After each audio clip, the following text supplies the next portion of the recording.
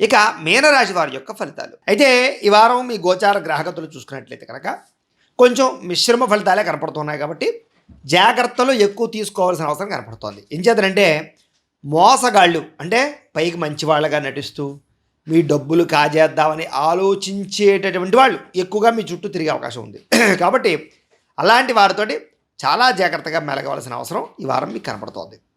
మీరు కూడా ఏదో అక్రమంగా డబ్బులు సంపాదించేద్దామని, ఎవరినో పాడు చేసి డబ్బులు సంపాదించేద్దామని, షేరుల ద్వారా, ట్రేడింగుల ద్వారా, బెట్టింగుల ద్వారా డబ్బులు సంపాదించేద్దామని ప్రయత్నాలు చేస్తే తీవ్ర ధన నష్టానికి గురవుతారు. చాలా జాగ్రత్తగా ఉండాలి.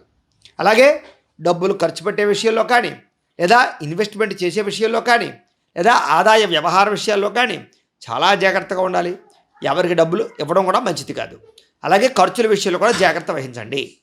వ్యాపారాల్లో ఒడిదుడుకులు బాగా పెరిగిపోయే అవకాశాలు కనపడుతున్నాయి వ్యాపారస్తులకి. ముఖ్యంగా వ్యాపారస్తులందరూ కూడా ఇదివరకుట్లాగా ఏదో సులువుగా వ్యాపారం సాగిపోతుంది అనకండి.